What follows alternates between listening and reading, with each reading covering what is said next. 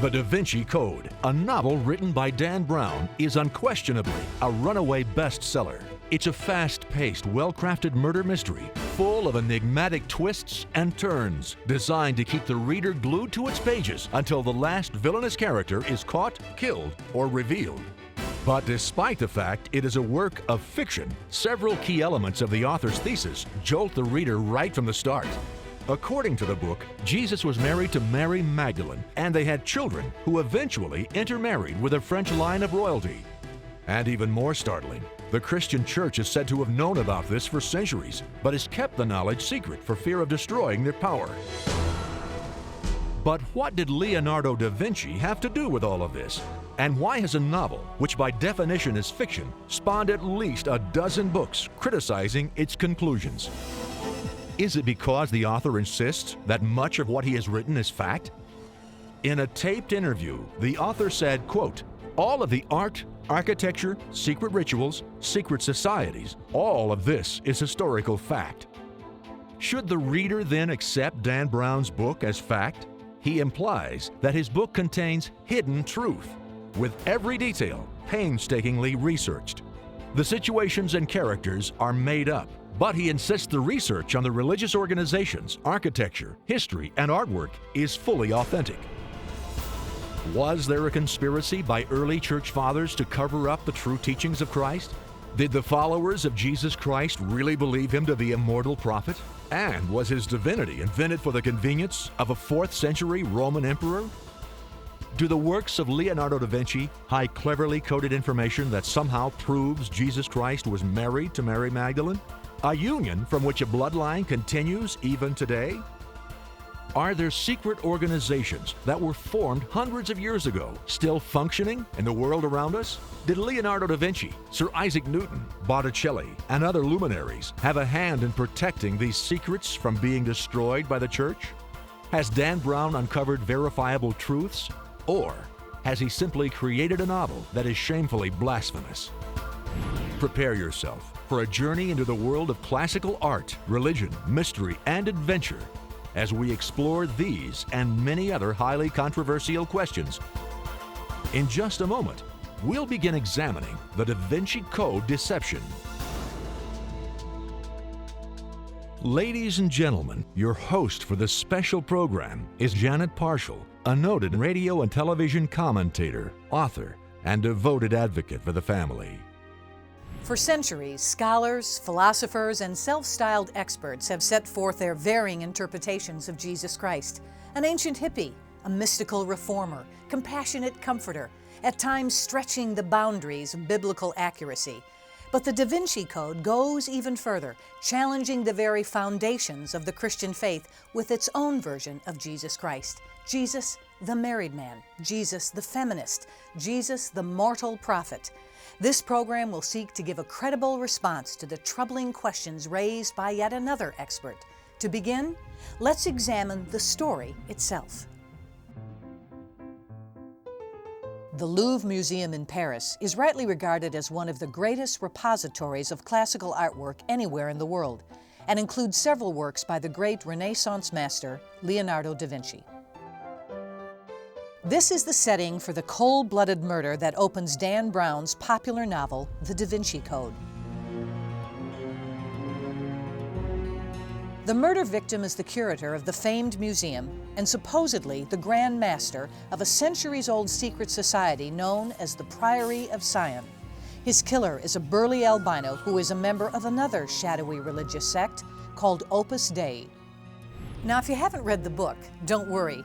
We're not giving anything away here. The mystery that surrounds this murder is not in trying to discover who did it, but why it was done. The murder and the murderer are part of the opening scenes, but the victim lives just long enough to leave a set of enigmatic clues in the form of complex codes that the hero, Robert Langdon, an expert symbologist, and Sophie Nouveau, the victim's granddaughter and a professional cryptographer, must figure out. The urgency of solving the riddle is enhanced when Langdon becomes the prime suspect in the murder. We know, of course, that he didn't do it, but an increasingly complex sequence of clues brings the reader face to face with the hidden agenda of the Priory of Sion, the secret order, which, among other things we are told, is the founder of the famous Knights Templar. The reader must next deal with several seemingly unrelated events, including the sinister motives of a committed leader of Opus Dei, ostensibly an arm of the Catholic Church, the political maneuvering of Constantine the Great, and an alleged love affair between Jesus and Mary Magdalene. All of that, of course, is fair game in a fictional novel, but according to the experts, this is where Dan Brown crosses the line.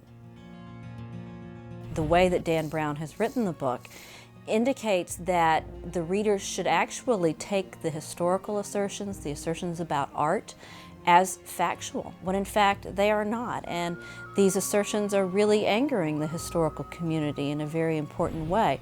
And it's also important because millions of people are reading this to get information about religion, art, and history. And the fact is, it would be much better if they would only take it as a novel. Very often people respond by saying, chill out, this is only fiction after all, why are you so concerned? Well, I believe when you do fiction, it should be honestly done in terms of a background. Now, the foreground characters are obviously invented, and that's fine. The episodes never happen. But generally, the background should be accurate. Now, what Dan Brown has done is he's fictionalized both the foreground and the background. Here's a parallel. It would be as though he were doing a novel in World War II, and the background has Hitler winning and putting Churchill and Roosevelt on trial in London for war crimes. Now, you can't do that in terms of any credibility whatever. But what does Dan Brown himself have to say about it? Does he believe the tales of secret societies and a secret marriage between Mary Magdalene and Jesus Christ are true? We invited Mr. Brown to appear on our show, but he declined. He also refused permission for us to use video excerpts from previously broadcast interviews and personal appearances. Dan Brown did, however, explain his position during a recent television special viewed by millions. He said, quote, "I began as a skeptic. When I started researching the DaVinci Code, I really thought that I would disprove a lot of the theory about Mary Magdalene and holy blood and all of that. I became a believer." But a believer in what? The marriage of Jesus to Mary Magdalene? The dealings of Opus Dei? The dark workings of the Priory of Sion? The power of Constantine to establish the divinity of Jesus Christ? Or all of these? What makes any critique of Dan Brown's book particularly disturbing is his deliberate attempt to pass on the view that it is based on fact. The reader is immediately confronted with a preliminary page declaring unequivocally the Priory of Zion, a European secret society founded in 1099, is a real organization. And on the same page we are also told the Vatican prelature known as Opus Dei is a deeply devout Catholic sect. And then this, all depictions of artwork, architecture, documents, and secret rituals in this novel are accurate.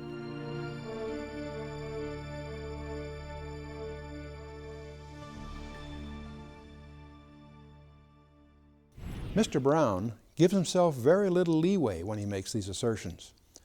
The introductory presentation, which presents these so-called facts as foundational truths, takes the novel out of the realm of simply being a work of fiction.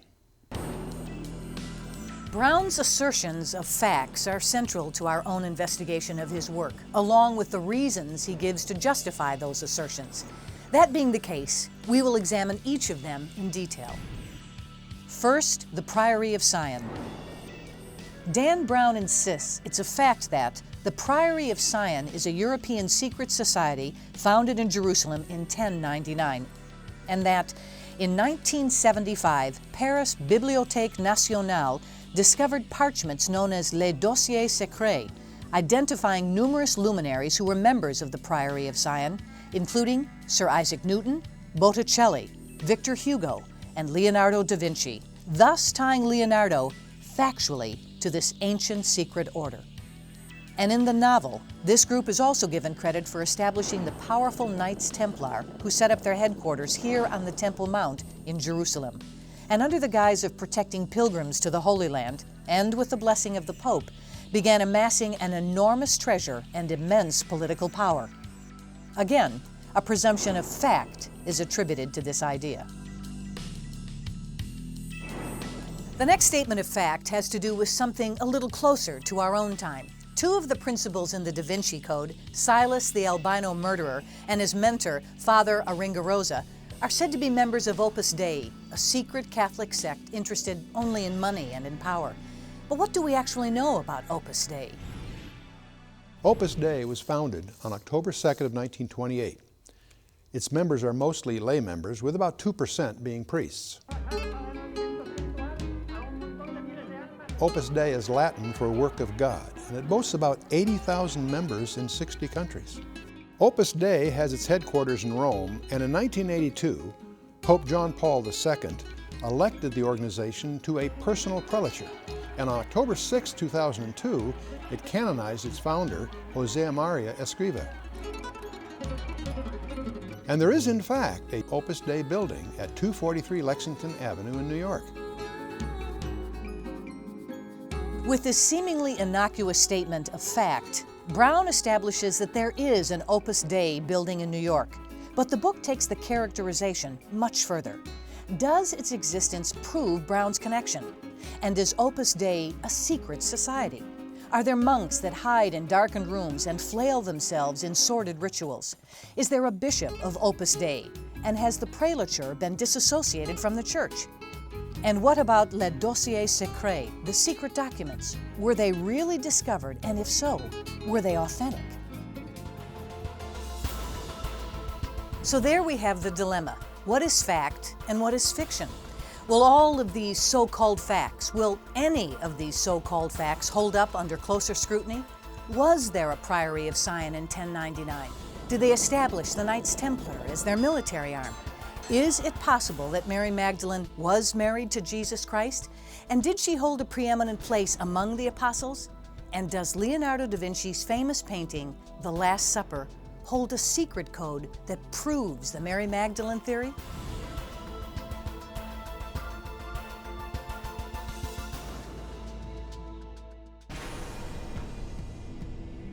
Boldly stated in the front of the book, there is one more declaration of fact. According to Brown, quote, all descriptions of artwork, architecture, documents, and secret rituals in this novel are accurate.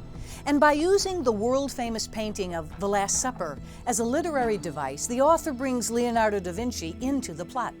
Let's see if these claims are in any way accurate. All these so-called facts of Dan Brown center on Mary Magdalene specifically. In fact, he goes on to say that she's the Holy Grail. The Holy Grail is not a thing or a chalice, according to Dan Brown. It's a person. He actually says it's the womb of Mary Magdalene, but by extension, Mary Magdalene herself. She goes on, according to Dan Brown, to become the mother of the official bloodline of Jesus Christ. Well, this dynasty goes on to become, according to Brown, the Merovingian line of the kings of France, which are eventually driven underground. Well, supposedly there is this secret society called the Priory of Sion. The murder victim in the book is the last Grand Master of the Priory of Sion. Robert Langdon's task then, as the hero of the book, is to solve this, or this great piece of information will be lost forever. Dan Brown is not the first author to write about some kind of an affair between Jesus Christ and Mary Magdalene. In fact, much of the information in Brown's book parallels the information in the 1983 publication Holy Blood, Holy Grail, the authors of which have recently filed a breach of copyright lawsuit in Great Britain against the publishers of the Da Vinci Code. And another author, Louis Perdue, thinks the facts in the Da Vinci Code are much too close to the fiction he wrote in his two books, The Da Vinci Legacy, also published in 1983, and The Daughter of God, published in 2000. When I first read the Da Vinci Code, it wasn't the massive similarities that truly bothered me, but what I found was there were mistakes that I'm the only person who made were replicated in the Da Vinci Code. For example, when I wrote the Da Vinci Legacy, I made a mistake and wrote that Leonardo's Codex Leicester was written on parchment, but the only other place on the planet that appears is in Brown's Da Vinci Code. And there are other things. For example, I have female spiritual characters that the heroine is related to just as Brown does. In both the Da Vinci Legacy and the Da Vinci Code, the fourth art expert of his type is murdered. He leaves his last message written in his own blood, on his own body, and in both books, they take place on page 35. And there are other things. In both books, a murdered curator leaves a unique gold key to the heroine inside a wood-painted work of art which refers to a holy woman. This gold key, which turns no lock, leads to a Zurich Bank's safe deposit box containing yet another container locked by a combination and containing very important secrets. If I hadn't written the Da Vinci Legacy 20 years before the Da Vinci Code came out, I would have thought I got all my ideas from Brown. For his part, Brown says he never heard of Louis Perdue, nor had any knowledge of his work. In any event, since the Da Vinci Code is not simply based on some actual event or series of events, rather the story develops out of these so-called facts, the facts, therefore, become extremely critical to the integrity of the book. Especially when the characters, all of them unquestionably fictitious, move through the story revealing secrets that other historians, art experts, and scientists have apparently, according to Brown, been hiding from the world. If the book is fact, could it bring into question the integrity of all these noted experts? And shouldn't it be held to the same rigorous standards as any other historical work?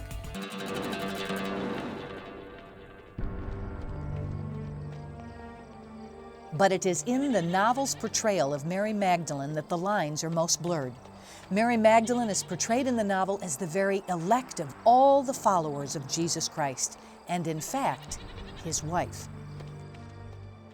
The primary offense, among many, is the novel's trumpeting the Magdalene heresy. This clearly is the central issue. Legends about Jesus and Mary Magdalene began to emerge in southern France in the 9th century. Some even linking Mary Magdalene with the pagan goddess Isis. Brown's novel attempts to support these outrageous notions by allusions from the Gnostic Gospels. There's not a shred of evidence that Jesus was married to Mary Magdalene. To come up with that kind of a theory, you have to just appeal to any kind of overactive imagination, because in terms of historical record, we have none. Liberal and conservative scholars of Jesus agree that there is no evidence that Jesus was married to Mary Magdalene. I tell my classes that when liberals and conservatives agree, it's probably right. The gospel record does paint a picture of a Mary that is devoted to Jesus Christ. She follows him from Galilee, ministers to him, watches the crucifixion, stands at the foot of the cross, watches over the tomb, and is the very first to see the risen Lord. It is Mary Magdalene who reports the resurrection to the disciples, thus becoming the apostle to the apostles. But there is no explicit text about the relationship between Jesus Christ and Mary Magdalene. So the novelist turns to another source. Could it be, as Brown insists, that Leonardo da Vinci, as Grand Master of the Priory of Sion, knew the secret and painted clues to the mystery here in one of his most famous paintings? Leonardo da Vinci was in the service of the Duke of Milan, and the Duke commissioned him to do a painting of the Last Supper, which was to be hung in the monastery in the city of Santa Maria delle Grazie. And the purpose was so that the friars would have something pleasing to look at while they were eating.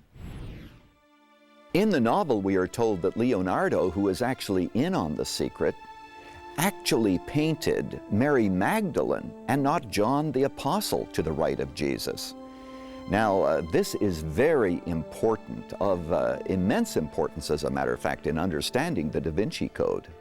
The implication is that Leonardo did not just simply paint a pretty picture of the Last Supper. It was his way of telling the world something of immense importance. In Dan Brown's novel, The Last Supper is a fresco portraying Jesus at the moment of consecration when he is saying, "This is my body, this is my blood." And Mary Magdalene is seated at his right-hand side, thereby proclaiming to the world that she is not only favored, but is actually the Holy Grail. Well, this is completely at odds with what Leonardo himself tells us in his work, The Treatise on Painting. You see, Leonardo builds his paintings according to visual types. Now, there are several dozen types available for visual representation, and the student type was prominent among these. Now, John, the apostle, is the youngest of the disciples, and he is also the disciple that Jesus loved. So John is invariably represented as the student. The student has long hair. He has no beard because he's too young to grow a decent beard. He's inexperienced. He's hanging on the master's every word. Da Vinci did not depict Mary Magdalene. He depicted St. John the Apostle. In fact, it would be difficult to find an art historian who would agree with Dan Brown's theory. Art historians know that this theory is silly. And to be quite blunt, they are not willing to trade public fame for professional ridicule. Keep in mind that a reading of the Last Supper as an iconographic message about the relationship of Jesus Christ and Mary Magdalene is totally dependent on Leonardo's being a Grand Master of the Priory of Sion. But one has to wonder if the Church would have given him the freedom to reinterpret Scripture to suit his own ideas. During the Renaissance, an artist would be given a commission, and within that commission he would be given a lot of free rein, but also he would have specific guidelines that he would have to follow, and we can presume that Leonardo followed those guidelines.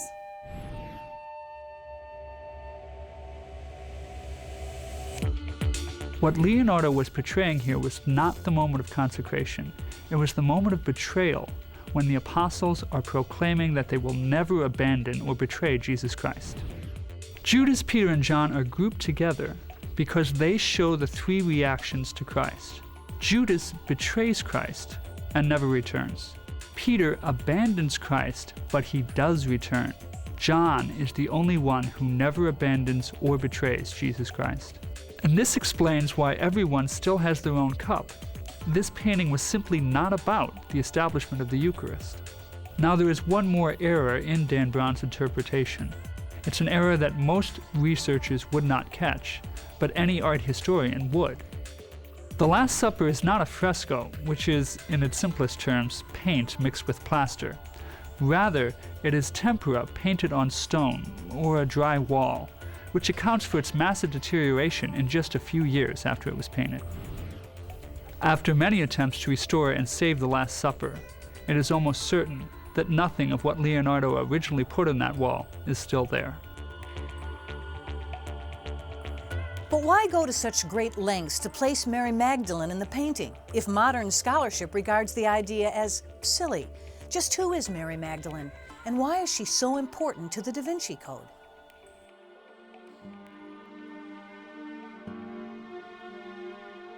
There is general agreement that Mary Magdalene was special.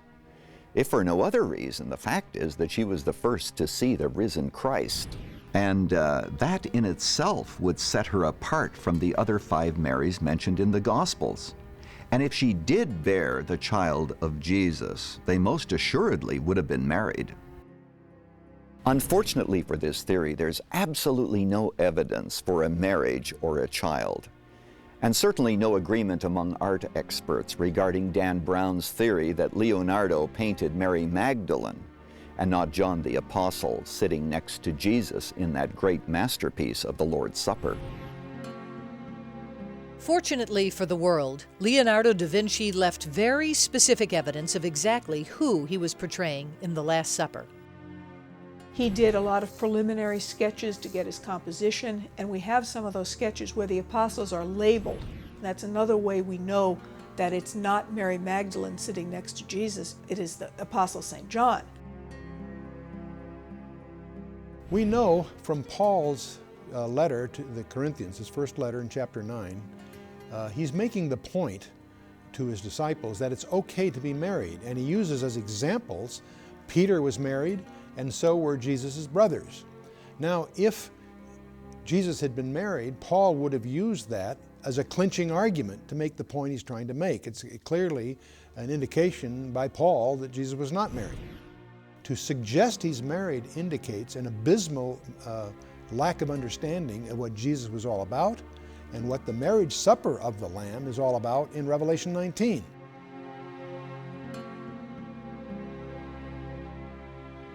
At the cross, as Jesus was dying, he looked to his disciples, and the one person he singled out was his mother, Mary, and he wanted to make sure that she was taken care of. Not once did he ask anyone to take care of Mary Magdalene. And if she had been his wife, don't you think he would have done that?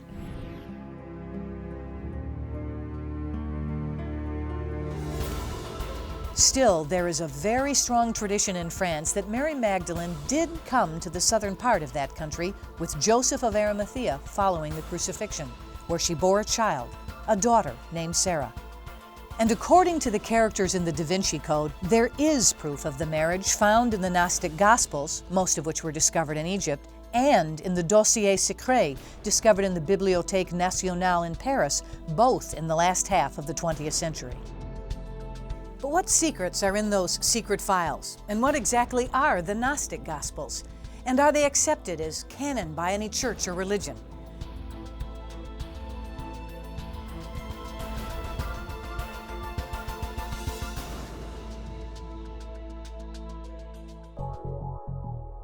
As a murder mystery, there is something quite different at work in the DaVinci Code. Instead of clues helping to solve the murder is merely a device that permits the author to elaborate on the clues. Still trying to elude the police, the symbologist and the cryptographer stumble upon an old acquaintance of the American, a British expert and fanatical pursuer of the Holy Grail named Teabing. It is this character that casts Mary Magdalene in the unlikely role of the Grail itself, not just the possessor of the precious cup, but the actual vessel. Well, the Holy Grail has generally been perceived as a cup or a chalice that was used at the Last Supper. It is even expanded to mean sometimes a platter, sometimes a cauldron, and in the Middle Ages, the myth expanded enormously. Such things as a sword, a spear, a lance, all types of things were added to this unusual legend, but normally it was seen as the cup or the chalice that was used by Christ at the Last Supper. What Dan Brown does is add a whole new dimension. He changes the whole concept of the Holy Grail from some item or some object to the person of Mary Magdalene specifically, and to try to bolster that, he begins to draw from the Gnostic Gospels. The 20th century was host to the greatest discovery of ancient documents in history, the Dead Sea Scrolls. The disclosure startled the scholarly world with tens of thousands of documents and document fragments paralleling Old Testament writings. But even before the Dead Sea Scrolls were discovered, a treasury of ancient texts relating to the New Testament was unearthed near the town of Nag Hammadi in Egypt. These texts contained what have become known as the Gnostic Gospels. But what exactly are they, and how do they differ from the New Testament? At Nag Hammadi, there were unearthed several Gospels, 4 or 5, that are not in the Bible and that are a part of this Gnostic sect. Gnosticism was a combination of Christianity and Greek philosophy. These Gospels have a completely different theology than what we have in the New Testament, and that's the reason they were never accepted into the New Testament.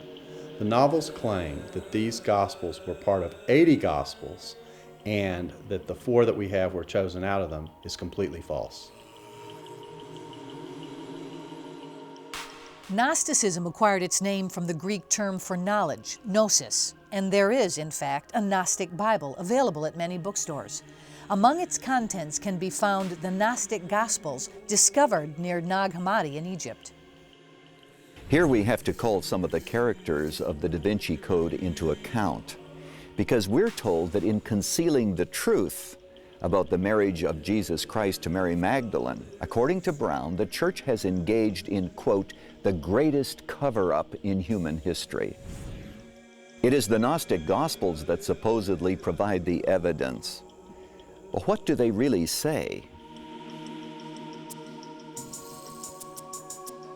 The Gospel of Philip says that the companion of Jesus was Mary of Magdala, and he loved her more than his other students. And then Dan Brown says that he kissed her often on the mouth. As a practical matter, the manuscripts have some words missing. For example, in this case it says that Jesus kissed her often on the, and then it's blank. Now, Dan Brown fills that in by saying he kissed her often on the mouth. But perhaps it read on the forehead or maybe even on the hand. In any event, this account says nothing about marriage. Then there is the word companion, which according to Brown is the real clincher. Because he says, as any Aramaic scholar will tell you, that word companion means spouse. There are two problems here. First of all, the account did not come to us in Aramaic, but in Coptic. And secondly, that word companion in either language really does refer to a friendship or a friend. By no means does it always refer to marriage. Later in the novel, one of the Gnostic Gospels, the Gospel of Mary, is quoted to show that it was Jesus' intention for Mary Magdalene to become the leader of the church, a sort of divine goddess. And here too, the suggestion is made that these writings have as much value as the New Testament Gospels and other historical documents. But is that true? Could it be that except for the intervention of a pagan emperor named Constantine, Mary Magdalene might have become a goddess and the embodiment of something called the sacred feminine? Brown supports these outrageous notions by allusions to the Gnostic Gospels, which make no reference that support any of his contentions. But even if they did, it'd be irrelevant. They were written 2 centuries after the Gospel period by someone posing as someone he wasn't.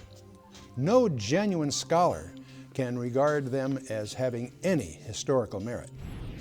The so-called Gnostic Gospels, the apocryphal New Testament Gospels that never got in to make the final cut, so to speak, were written under Gnostic editorship, which is the earliest heresy in Christianity. It's referred to toward the end of the New Testament.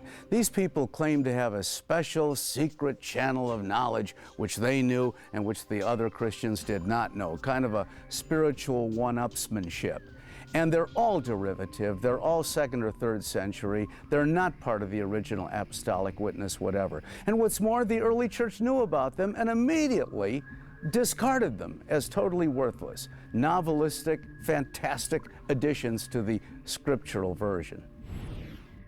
On page 235 of the DaVinci Code, Teabing, the book's theological expert, states, "Almost everything our fathers taught us about Christ is false, and it is Constantine and the Council of Nicaea that are held up as the perpetrators of all the lies. We are told that it was only by a vote of the bishops assembled at Nicaea that Jesus Christ was made the Son of God, and by a relatively close vote at that. But does any credible scholar or historian believe Christianity as we know it is really a creation of the 4th century and not the 1st? Constantine certainly was an important figure in early Christian history. The church went from being persecuted by the empire to being received and endorsed by the emperor. This brought significant changes to the early church, but they were not as great as the novel suggests. I'll be frank to say that I have never seen a greater hatchet job on any historical individual in any book than what Dan Brown has done to the Emperor Constantine, the first Christian emperor. Church historians agree that next to the events in the New Testament, the most important event in the history of Christianity is the conversion of the Emperor Constantine in 312. What was the great event that converted Constantine in the first place? And is there any evidence to suggest he actually took ecclesiastical control? According to the ecclesiastical historian Eusebius, Constantine was preparing to attack Rome and praying to a pagan god when he saw a cross in the heavens with an inscription, "Conquer by this." Then in his sleep, the Christ of God appeared to him with the same sign and commanded him to make a likeness of the sign to carry against all engagements with the enemy. He did as instructed, and his army won. Constantine became emperor and issued the Edict of Toleration, which meant Christians would no longer be persecuted. But even here, Brown's distortion of history is evident. It was not Constantine who made Christianity the state religion. He simply granted freedom of worship in 313. It was later that Theodosius made Christianity the state religion in 381.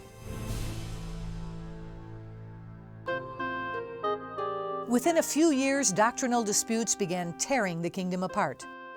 Constantine, embarrassed by the uproar over his new religion, convened the First Ecumenical Council of church leaders in Nicaea. Over 300 bishops met and, among other things, developed what became known as the Nicene Creed. However, according to the DaVinci Code, the doctrine of Jesus Christ's deity was the center of the debate and passed the council by a relatively close vote. The statement by Dan Brown that this passed only by a very close vote is pure fiction. Of the 318 bishops, only 5 at the Council of Nicaea had qualms about the final decision, and when it came down to the final vote, only 2 voted against it. Now that's hardly a cliffhanger. In any case, Constantine really didn't care about the finer points of theology, so long as it unified his subjects.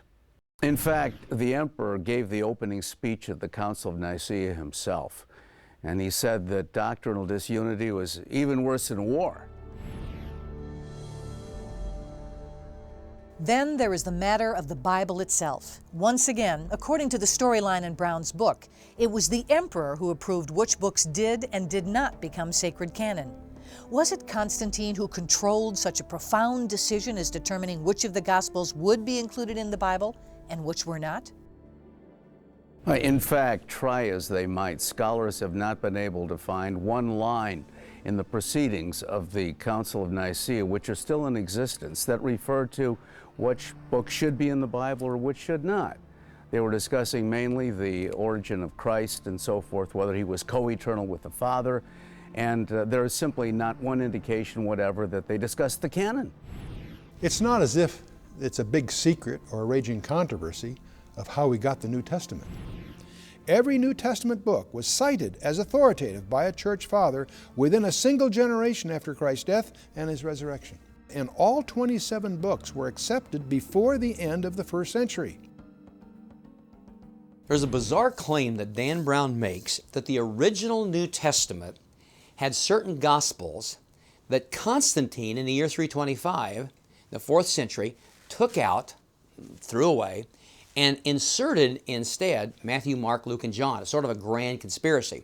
The problem with this is that Constantine in the year 325 had nothing to do with what was to be included in the Gospel or in the New Testament as opposed to what was not to be included there.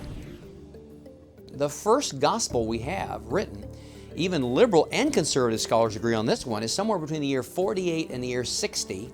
That's just a few years after the time of Jesus, written by the Apostle Paul, not by Matthew, Mark, Luke, and John, but by Paul, where he writes in 1 Corinthians chapter 15, here is the gospel. The gospel is that Jesus was crucified, was buried, and resurrected on the 3rd day. And he says, I learned this from the original followers of Jesus. Now, if there had been this grand switch, some original writings that were taken away by Constantine and Matthew, Mark, Luke, and John inserted in there to make Jesus look better, as Dan Brown contends, why is there no historical record of that? Why would Paul, who lived at the same time of Jesus, why wouldn't he have known about this? The writings Dan Brown thinks were originally there all are Gnostic writings. They are what's called the Nag Hammadi texts. They were discovered in Nag Hammadi, Egypt in 1945, translated into English into 1977. And he claims there were 80 Gospels. There were not. There were 52. And actually, of those, only 5 are called by the name Gospel. He claims that they were in scroll form. They were not. They were in book form. He says that they were in Aramaic language. They were not. They were in Coptic. It's just some of the many errors he has in his book. But these were all written 200, 250, 300, maybe the earliest to 150. They're written considerably after Matthew, Mark, Luke, and John, which are all written prior to approximately 70 AD. One of the reasons we know that is they do not refer to the most catastrophic event in Jerusalem, and certainly at the Temple Mount, in that the entire temple and Jerusalem itself was destroyed in 70 AD. In contrast, the Nag Hammadi texts that Dan Brown refers to so endearingly are written 150, 200, 250, 300 AD. They're written way after. And a rule of history is simply this: the further the writing is from the historical event, the less accurate it's considered to be. There are no secrets about that. The documents are there, the evidence is there. Dan Brown isn't turning up anything new. What he's doing is constructing something new and imaginative from evidence that he is misusing. Is it only in the history of Christianity where fact and fiction part company? Does anyone accept the Gnostic Gospels as reliable guides to the history of the New Testament? Can scholars and historians verify the connection between Leonardo da Vinci and the Priory of Sion?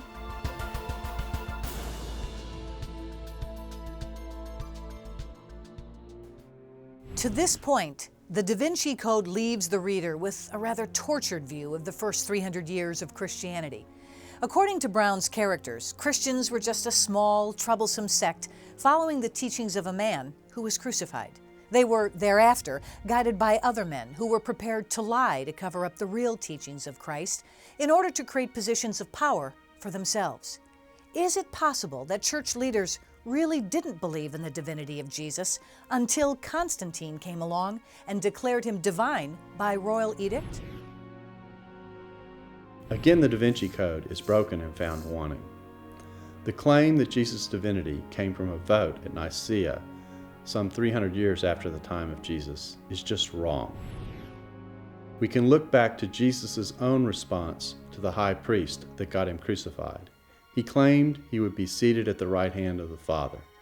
This is a claim tantamount to claiming deity, and it predates Nicaea by about 300 years. This theology comes from Jesus himself and not from the Council of Nicaea. But according to the Da Vinci Code, until that moment in history when Constantine deified Christ by royal edict, Jesus Christ was viewed by his followers as a mortal prophet, a great and powerful man, but a man nonetheless, a mortal. We have important, non-Christian, extra-biblical evidence that Jesus was worshipped in the early 2nd century. Pliny, a governor, wrote to the Emperor Trajan in the 2nd decade of the 2nd century that Christians were worshiping Jesus as God. Now, Pliny had no axe to grind. He was a non-Christian simply describing what was taking place. So this is an important piece of evidence. It's also corroborated by things that the Church Fathers wrote about Jesus, people like Justin Martyr and Irenaeus, who also made it clear they viewed Jesus as divine. This is 200 years before Nicaea and shows that Nicaea is not responsible for creating the divinity of Jesus. The Da Vinci Code, it seems, conveniently ignores the existing documents written in and around New Testament times. But let's get back to the reoccurring theme of the book, the great secret that Jesus Christ and Mary Magdalene were married. If that were true, surely she would have been in a favored position among his followers. Is there anything to suggest this was indeed the case? In the Gnostic Gospel of Mary, Mary Magdalene is described as having a special revelation given to her by the Savior. At Peter's request, she tells the other disciples about this special revelation, and Peter says, are we to turn and listen to her? Does he prefer her to us? But Levi steps in saying, if the Savior made her worthy, who are you to reject her? This story is about as close as you can get to giving preeminence to Mary Magdalene. But in reality, the Gnostics simply used her to give further legitimacy to some of their notions and doctrines. The Da Vinci Code makes clear that the symbol of Mary Magdalene represents the sacred feminine crusading against a patriarchal church. Here too, Da Vinci Code focuses on several of Leonardo's paintings to prove that the artist was a member of the Priory of Zion, a goddess worshiper, and that he encoded cryptic messages into his paintings. In this context, the Mona Lisa, arguably the world's most famous painting, is an enigma. It's a symbol, but of what? Dan Brown claims that the Mona Lisa is neither male nor female, but carries a subtle message of androgyny. He further suggests that the name Mona Lisa comes from two Egyptian gods, Ammon and the goddess Isis. Mona Lisa, Brown assures us, is an anagram of the divine union of male and female. Mr. Brown's assertions of accuracy once again fall before modern scholarship. The Mona Lisa means whatever you want it to mean. The Mona Lisa may be a portrait of a Florentine lady named Mona Lisa Gioconda, or it's a portrait of Leonardo's mother, or it's his idea of the ideal woman. But he did not attach the name Mona Lisa to the painting. That comes much later with his biographer, Vasari. The entire association of Leonardo da Vinci with what many scholars are calling religious heresies is predicated upon his being another in a long line of grand masters of the Priory of Zion, another so-called fact the reader is urged to accept. Sir Isaac Newton is also said to be a member of the Priory, but according to scholars, historians, and theologians, there is no evidence of either Leonardo da Vinci or Newton being involved with any secret religious organization. Newton wrote prolifically in the field of religion, and yet any hint of a Da Vinci-type code in his writings is simply conspicuous by its absence. According to Dan Brown, the Priory of Sion was founded in 1099 by the King of France and eventually developed a military arm, starting with 9 knights originally and then expanding eventually to what's known as the Knights Templar. Their assignment, according to Brown's theory, is to go to the Holy City and go through the ruins of the temple and try to discover all the documents pertaining to Mary Magdalene. Well, as it turns out, the Priory of Sion was actually founded in 1956, about 1,000 years after Dan Brown claims, by a very controversial and bizarre figure by the name of Pierre Plantard, an anti-Semite who had a criminal history. It's from his spurious writings that Dan Brown draws his theories. According to the author, the Priory of Sion was firmly established when papers were discovered in the Bibliothèque Nationale in Paris, which listed, allegedly, the names of all the Grand Masters of this organization. These papers, which became known as Les Dossiers Secrets, or the Secret Records, did include certain names like Botticelli, Victor Hugo, Isaac Newton, and Leonardo da Vinci. These documents were actually planted there by Pierre Plantard. One of his henchmen even admitted participating in this hoax, along with planting the list of the alleged Grand Masters of the Priory of Sion. This has been the discussion of many French books, including a BBC documentary in 1996. What is amazing is that Dan Brown did not seem to know that. But if there is no Priory of Sion, at least in the sense described in Dan Brown's book, what about Opus Dei? They are not a secret organization as Brown makes them out, and they certainly do not have hulking albino assassins, and they are most particularly not monks. They're all lay people. Opus Dei is a legitimate, chartered organization of the Roman Catholic Church.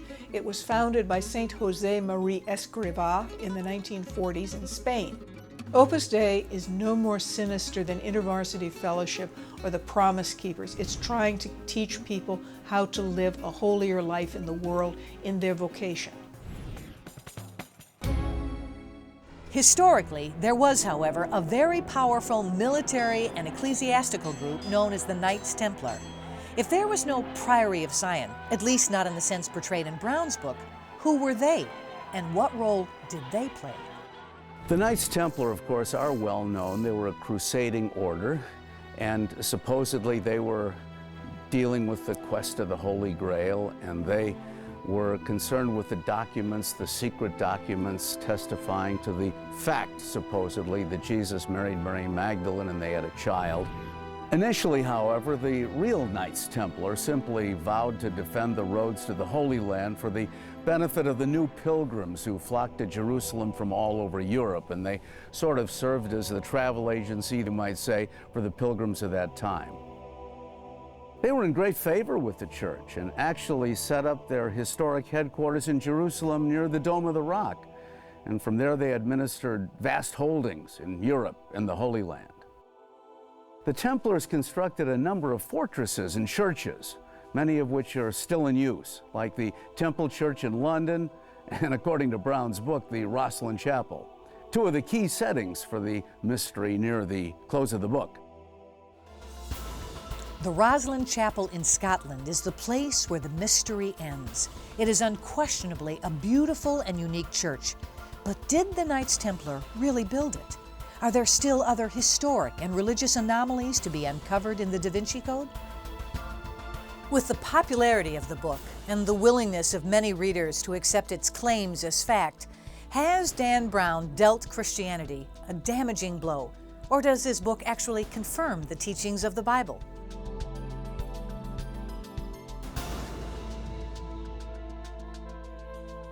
Here in the beautiful Rosslyn Chapel in Scotland, the mystery of the Da Vinci Code comes to an end with the discovery of a six-pointed star, surreptitiously embedded in the floor of the chapel. But once again, the facts turn out to be something less than factual. Welcome to Roslin Chapel. The chapel was founded in 1446 by Sir William Sinclair. Dan Brown tells us that Roslin Chapel was founded and built by the Knights Templar, but this isn't true. The Knights Templar have nothing to do with Roslin Chapel. Dan Brown tells us that there's a six-pointed star worn into the floor at Roslin Chapel. This would be known as the Star of David or Solomon's Seal. Now this star would actually be very large. He says that it's worn between some of the most important things in the chapel, including the apprentice pillar over there. It would run right down here, right across there. Now, you don't usually get to look under the carpets at Roslin, but we thought we'd let you have a little look. As you can see, there is no sign of a six-pointed star or any pathways. This was completely invented by Dan Brown.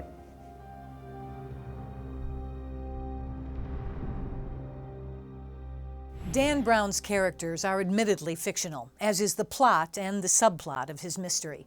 The problems all arise from his claim that certain elements of the story are fact, and that all descriptions of artwork, architecture, documents, and secret rituals in this novel are accurate.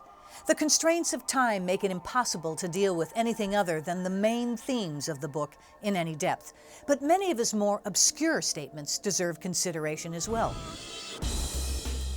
The Da Vinci Code's excursion into Gothic architecture claims that the Knights Templar designed female sexual symbolism into the great cathedrals to honor goddess worship. But that's nonsense. The typical Gothic cathedral is rectangular or cross-shaped. It is not shaped like a womb, and its design is derived from Roman public buildings, not from pagan temples. There's an implausible scene at the beginning of the Da Vinci Code which shows you how far Dan Brown is removed from reality. Sophie, the heroine, who is the granddaughter of the murder victim, yanks Leonardo's Madonna of the Rocks off the wall, slews it around, and holds it as a shield, knowing that the policeman will not fire at the valuable painting. The problem with this is that the painting is very large in a massive wooden frame. Brown tells you that it's 5 feet high. He tells you twice that it's 5 feet high, but it's actually 6.5 feet high. There's no way in that massive frame weighing between 250 and 300 pounds that this could be maneuvered. To take it a step further, Brown also tells his readers that nuns at the Confraternity of the Immaculate Conception had commissioned the painting and specified its details. Small problem. The confraternity was composed of men, entirely of men, most of them laymen. Detailing all of the errors, misrepresentations, deceptions, distortions, and outright falsehoods in the Da Vinci Code makes one wonder if his purpose in writing this novel in the first place was not just an exercise in bashing the church. Why load up an otherwise highly entertaining novel with the statements and assertions that anger a vast segment of the audience? Unless, of course, that was his intention to begin with. If that was Brown's intention, he has certainly succeeded. Here are a few more items from the book that seem to have enraged various scholars the most. The early Jewish tradition involved ritualistic sex, in the temple no less. Early Jews believed that the Holy of Holies in Solomon's temple housed not only God, but also his powerful female equal Shekinah. This atrocious claim is really based on fantasy rather than fact. Nothing was more foundational to Judaism than the belief in one God and only one, and he did not have a female counterpart. As a matter of fact, the idea of attaching sexuality to deity was so abhorrent to the Hebrews that the language doesn't even have a word for goddess. The Jewish Tetragrammaton, Yahweh, the sacred name of God, in fact derived from Jehovah, an androgynous physical union between the masculine Yah and the pre-Hebraic name for Eve, Hava. That is false in its entirety. Yahweh was the original name for God, which reflects the Hebrew verb to be. But since tradition forbid the verbal pronunciation of the name, rabbis in the 16th century pronounced the consonants Yad-He, Vad-He with the vowels of Adonai, or Lord, resulting in Jehovah. This all has nothing to do with any androgynous union. The Bible has evolved through countless translations, additions, and revisions. History has never had a definitive version of the book. This is totally misleading. The only changes that have ever taken place in the Bible throughout the centuries are an ever more faithful rendering and translation of the original Hebrew and the original Greek of the New Testament, without any additions to the text. In fact, there are scribes who devoted their entire life to the preservation of the originals, copying them, preserving them, letter by letter. Fortunately for historians, some of the Gospels that Constantine attempted to eradicate managed to survive. The Dead Sea Scrolls were found in the 1950s, hidden in a cave near Qumran in the Judean desert. So here we have 3 serious errors in just 3 lines. Constantine, for example, had nothing to do with the eradication of the Gospel, or the confirming of the Gospels for that matter. Secondly, the Dead Sea Scrolls were discovered in 1947, not in the 1950s. And thirdly, the Dead Sea Scrolls have nothing to do with the Gospels or anything about the life of Christ. These are bizarre errors when you consider the fact that it's claimed that the book was meticulously researched. Virtually every claim relating to Christianity in Dan Brown's book has been challenged at some level. But it is Leonardo da Vinci whose reputation suffers the most, since he's portrayed as the main perpetrator of these wild tales through the secret manipulation of his art. Is there any possibility that this was the focus of his work after all? Leonardo himself was not interested in the occult. He made fun of alchemy. He perhaps had doubts about religion at times because the church was very corrupt in his day, which is the 15th and 16th centuries. But he did not abandon Christianity. At the end of his life, he received the last sacraments of the church and he made arrangements for a proper Christian funeral.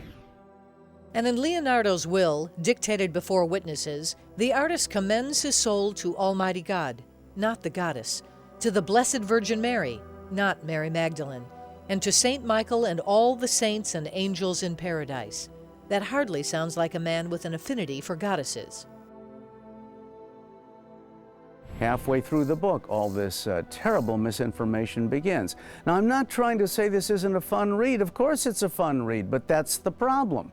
The poison is carefully included in a very delicious morsel, and that makes it really almost diabolical.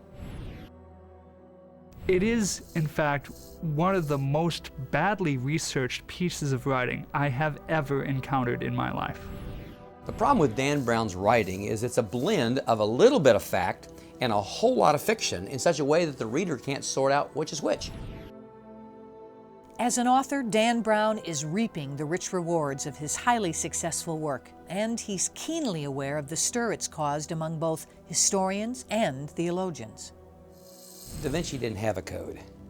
Dan Brown has a code. This is propagandist literature. It is written with a specific agenda. It took me quite a period of time in reading his book before I really came to that conclusion. And then when I heard of Dan Brown's interview on television, some of the things he said, then I saw the agenda piece that the Da Vinci Code really is.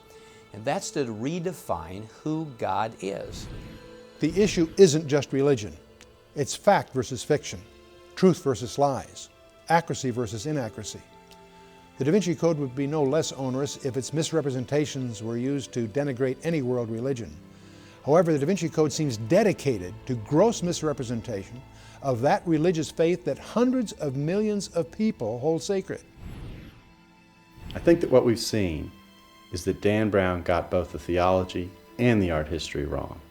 In fact, his piece of fiction, which he claimed was nonfiction, is in fact some of the best fiction of his book. If there is any good that has come out of the Da Vinci Code phenomenon, it is that it has stimulated a lot of questions about important matters. Who is Jesus and what is early Christianity all about? Any negative effect lies in the fact that in all of the talk about Jesus being married to Mary Magdalene, references to the sacred divine feminine, or what Dan Brown calls the real story. Fact is that in the midst of this, the real story is lost. The popularity of the novel might possibly open meaningful and constructive discussions regarding the foundations of the Christian faith and the reality of just who Jesus Christ really is. There have been and will continue to be serious challenges to the Christian faith, and, except for its popularity, the DaVinci Code, with its multitude of obvious inaccuracies, would probably have been simply dismissed by biblical scholars and art historians alike as a poorly researched work of fiction and not a serious challenge to the Christian faith at all. However, many theological experts are asking, is it wise or even logical to turn to a novelist with a dubious agenda for answers to something as eternally important as matters of faith? As for the DaVinci Code, it seems it should be read and enjoyed for what it is, a compelling work of fiction. The search for spiritual answers is probably best pursued elsewhere. There are many other aspects of the DaVinci Code our experts would have liked to discuss with you, but there just wasn't time. However, if you have a question that wasn't answered, click on the bonus features section of this DVD and go through the additional interviews, or follow the curriculum included with this disc. Or go to the websites listed here and browse to your heart's and mind's content. The DaVinci Code, after all, raised a lot of questions about Jesus Christ and his relationship to all of us. It also provided a lot of wrong answers, and people who are seeking the truth are not helped much by speculation and wild tales. The truth, the real truth, is available to all of us, quite possibly already on a shelf in your library. Why not? If you're curious about Jesus Christ, go directly to the most authoritative source. You could just pick up the Bible and read it. Who knows? You might be surprised at the answers you find.